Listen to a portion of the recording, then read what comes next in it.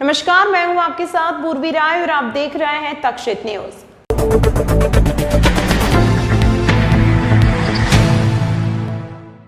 मालवा क्षेत्र में बारिश नहीं होने के कारण किसानों की सोयाबीन की फसल खराब हो गई है। इसी मुद्दे को लेकर किसानों ने मंगलवार को कोची पैलेस पर घेराव किया। दरअसल यह प्रदर्शन भारतीय किसान यूनियन के बैनर तले किया गया। दरअसल ये प्रदर्शन भारतीय किसान यूनियन के बैनर तले किया गया। यहाँ बड़ी संख्या में किसान अपनी खराब हुई फसल को हाथों में लेकर पहुंचे। प्रदेश सरकार के खिलाफ नारेबाजी की व कलेक्टर कुमार पुरुषोत्तम के द्वारा मुख्यमंत्री शिवराज सिंह चौहान के नाम विज्ञापन सौंपा गया। भारतीय किसान यूनियन के जिला अध्यक्ष भगवान सिंह राजपूत ने बताया कि उन्होंने अपनी 6 बिंदुओं की मांग रखी है, जिसमें जिले के सूखा घोषित करना, खराब हुई फसलों का मुआवजा देना, बीमा भुगतान और बिजली कटौती तत्काल बंद करने की मांग है। यहाँ किसान रैली के माध्यम से कलेक्टर कार्यालय पहुंचे और प्रदर्शन किया। आज हमारे किसान भाई की आप स्थिति देख रहे हो कि किसान भाई आज इतना परेशान हो गया है कि किसान क्या करे, उसे स्वयं को समझ नहीं आ रहा है। उसकी फसलें जो आपने देखी है कि हम यहाँ लेकर आए हैं, किसानों की फसलें सूख चुकी है, सोयाबीन के दाने ऐसे हो चुके हैं कि अब सरकार गूंगी और बहरी सरकार बैठी है कि कहीं बारिश हो जाए और आश्वासन से ही किसानों का अपन निपटारा कर दे। ऐसा होने वाला नहीं है। अगर आज भी बारिश होती है तो किसानों की फसलें तो जो है वो पूर्ण रूप से बर्बाद हो चुकी है। बारिश होने के बाद भी किसानों को कोई फायदा नहीं मिलेगा। हम माननीय मुख्यमंत्री शिवराज सिंह चौहान से निवेदन करना चाहते हैं कि वह जल्द से जल्द किसानों को राहत राशि की घोषणा करें और बीमे का कंपनियों को आदेश दे और किसानों को बीमा देकर उन्हें संतुष्ट करें। किसी के आधार पे, भगवान के आधार पर ना बैठे कि बारिश होगी तो किसानों की फसल जिंदा हो जाएगी। ये फसल मर चुकी है। अब बारिश आज भी अगर होती है तो उस किसानों को कुछ नहीं मिलना है। हमारा सरकार से हमने पहले भी निवेदन किया और आज भी कर रहे हैं कि किसानों को तुरंत उनकी फसलों का मुआवजा दे और उनको बीमा दिया जाए। आज विद्युत मंडल की परेशानी के कारण हमारा किसान इतना परेशान है कि जो 10 घंटे की लाइट मिल रही थी उसको काटकर 7 घंटे कर दिया गया है। उसमें भी कई बार कटौती करते हैं किसान। घरेलू लाइट में से भी आज किसान परेशान है। हमारे किसान भाइयों को चारों ओर से घेर कर रखा है और किसान आत्महत्या करने के कगार पर है। आज आप देख रहे हैं, कल से हमें सुनने में आया है कि कई किसानों ने आत्महत्या कर ली है। तो हम ये चाहते हैं कि जल्द से जल्द सरकार किसानों की बात को सुने। जो किसान, क्योंकि 2 किसानों की आय 2 गुनी करने की कहकर सत्ता में आई थी, वह आज किसानों की बात नहीं सुन रही है। कहीं ना कहीं किसानों के साथ छलावा हो रहा है।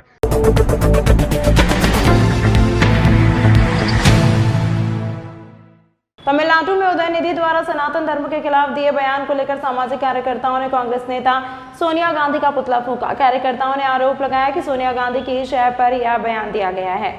तमिलनाडु के मुख्यमंत्री M.K. स्टालिन के बेटे उदयनिधि ने ऐसा बयान दिया जिस पर बवाल मच गया। उन्होंने कहा, सनातन का सिर्फ विरोध नहीं किया जाना चाहिए बल्कि समाप्त ही कर दिया जाना चाहिए। उदयनिधि के बयान का असर धर्मनगरी उज्जैन में भी देखने को मिला। यहाँ टावर चौक पर कांग्रेस नेता सोनिया गांधी का पुतला फूंका गया। दरअसल यह पुतला सामाजिक कार्यकर्ताओं के नेतृत्व में जलाया गया। यहाँ कई युवा भी मौजूद रहे। आरोप लगाया जा रहा है कि कांग्रेस नेता सोनिया गांधी के इशारे पर उदयनिधि ने इस प्रकार का बयान दिया है, इसलिए सोनिया गांधी का पुतला फूंका गया है।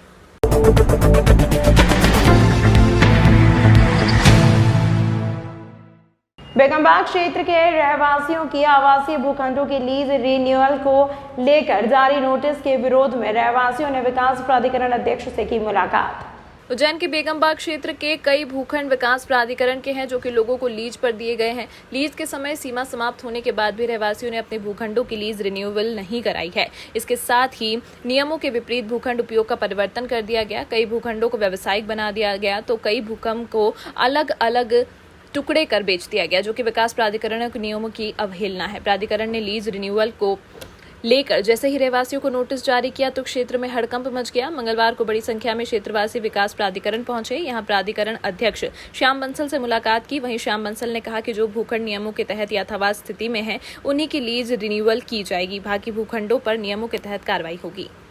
बहुत अच्छे वातावरण में बातचीत हुई है। हमारी बातें, बड़ी समस्या बहुत अच्छी तरह सुनी है साहब ने और उन्होंने विश्वास दिलाया है कि मैं आपकी जो समस्या है उसका निराकरण करने के लिए सदैव तत्पर रहूंगा।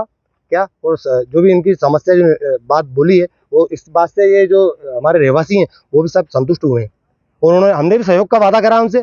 उन्होंने भी हमारा जो है लीज बनने का और नवीनीकरण करने की बात सामने हमसे बोली। क्या कुछ निराकरण आपको बताया उन्होंने? निराकरण के संबंध में बताया कि भाई 40-60 के संबंध में पहले जो रहवासी जा रहे थे उनकी लीज नहीं भरी जा रही थी, तो उनके द्वारा बताया गया कि भाई आप आओ, हम उसके लिए निराकरण के लिए तैयार है। अभी हमारे एक साथी जो मनोहर भाई हैं उन्होंने विशेष तौर से उनसे बोला कि साहब 40-60 के हमारे प्यार, तो साहब ने विशेष तौर से बोला कि 40-60 के लिए तो हमें कोई दिक्कत ही नहीं, हम उसकी लीज का नवीनीकरण करेंगे और जो लीज उसकी पुरानी बाकी है उसको हम जमा करेंगे। जिन लोगों ने रहवासी थे उसका व्यवसायीकरण कर लिया है जमीनों का, भूखंडों का, हाँ। उन लोगों पे किस तरीके से फिर वो सहमति बनी? उन्होंने बोला कि उसको वापस जो है आवासीय करो। उस संबंध में उन्होंने बताया कि उसको पूर्व जो हमें सूचना पत्र दिया था उसको उसी स्थिति में आप ले आएंगे तो हम उसके ऊपर भी हम आपका विचार करेंगे। क्या रहवासी इस बिंदु पे फिर राजी हैं? क्या रहवासी इस बात पर राजी हैं, कुछ करेंगे फिर आगे? भाई जो रोड जो होते हैं 30-35 मीटर, हमने साहब को ये बात बताई है, जो साहब के सामने जो बात बताई वो बात हम आपको ही बता रहे हैं कि वो बात हमें बताई गई है। हमने साहब को बताया कि सब कुछ रोड जो होते हैं जो स्वतः व्यवसायिक की श्रेणी में आ जाते हैं, स्वतः व्यवसायिक की श्रेणी में आ जाते हैं। इस कारण सर परिस्थिति ये है सर कि हम निवास वहीं करते हैं और जो नीचे है हमने रोजगार के लिए वहाँ पे दुकान डाल ली है सर।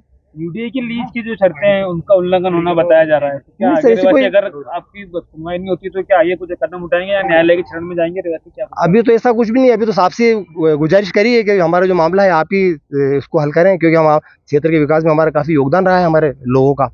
अध्यक्ष महोदय जी। से मिलना है, किस तरह की बातचीत हुई है, क्या कुछ आश्वासन आपको दिया हुआ है?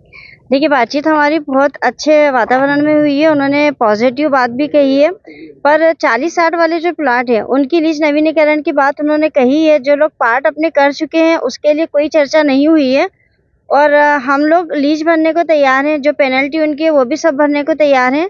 अब जो ये आगे प्रोसेस हमको बताएंगे उसके अकॉर्डिंग हम काम करने को तैयार हैं। जिन भूखंडों का व्यवसायीकरण किया जा चुका उन पर किस तरह की समिति बनी?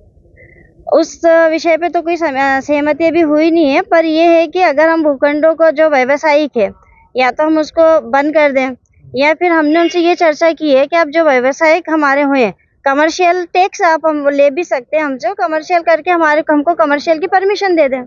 लेकिन यूडीए की लीज के जो शर्तें हैं उसके अनुसार ये बात नहीं होती, तो क्या आगे आप रहवासी के न्यायालय की शरण लेंगे? ये आगे की कंडीशन हम आगे डिसाइड करेंगे। अभी तो हमारी कोशिश ये है कि हमको यहीं से राहत मिल जाए, प्राधिकरण वाले ही हमको राहत दे दे। अगर ये नहीं करेंगे तो हमारे अपने घर है, बचाने के लिए जो प्रोसेस होगी वो हम करेंगे, वो हमारी आगे की लीगल प्रोसेस है। आपका नाम बताइए। मैं डॉक्टर इरशाद खानम। बेंगम बाग में जिनके पास आवास है वो सारे लोग मुझसे मिलने आए थे, काफ़ी लोग थे, उसमें महिला भी थी, पुरुष भी थी। मैंने उनकी समस्या को सुना है। मैंने कहा है कि पूरे ऐसा नहीं कि बेगम बाग में पूरे उज्जैन के अंदर हमने नोटिस किए हैं, नोटिस बांटे हुए हैं कि आप अपनी रीच रिन्यूअल कराइए। काफ़ी तादाद में उज्जैन शहर में लोगों ने रीच रिन्यूअल नहीं कराई। ये हमको जब मालूम पड़ा जब हमने फ्री होल्ड का एक अभियान चलाया था, अभियान में हमको मालूम पड़ा कि कई लोगों की अभी लीज रिन्यूअल नहीं है, तो इसलिए उनको बोला कि हम आपकी रीच रिन्यूअल कराइए। इस नाते उनको नोटिस मिले। मैंने कहा जो मूल स्वरूप में है, जिस स्वरूप में आपने खरीदा है, आपका रजिस्ट्री मूल स्वरूप में जितने भी आपका प्लॉट्स होंगे उसके हम कानून में दायरे में आकर के आपके हम रिन्यूअल कराएंगे। और जिसका आपने स्वरूप बदल दिया, स्वरूप को पीछे हम कुछ भी नहीं कर पाएंगे, क्योंकि जो वे नियम है उस नियम को हम तोड़ ही नहीं सकते, नियम के अनुसार हमको चलना पड़ेगा। इसलिए मैंने कहा कि इस मामले में झूठा आश्वासन नहीं दे सकता। प्रदेश सरकार कोई नियम बदलेगी उस समय हम सोचेंगे। क्या कुछ उनके निर्माण ढहाए जाएंगे या फिर कुछ उन्हें परिवर्तित किया जाएगा? किस तरह का आप लोगों ने? ये सब जो नियम में होगा उस नियम के अनुसार चलेगा। अभी उसकी सब प्रक्रिया चल रही है, उनको नोटिस दिए, जवाब आ रहे हैं, जवाब के बाद फिर वापस उनसे पूछा जाएगा। जो भी नियम में होगा, ऐसा नहीं होता कि एकदम किसी का मकान ढा दे जाए या खाली करे जाए। सब नियम से काम होता है और नियम से ही काम होंगे, किसी को भी दिक्कत नहीं होगी। तमाम महत्वपूर्ण खबरों के लिए देखते रहिए तक्षशित न्यूज।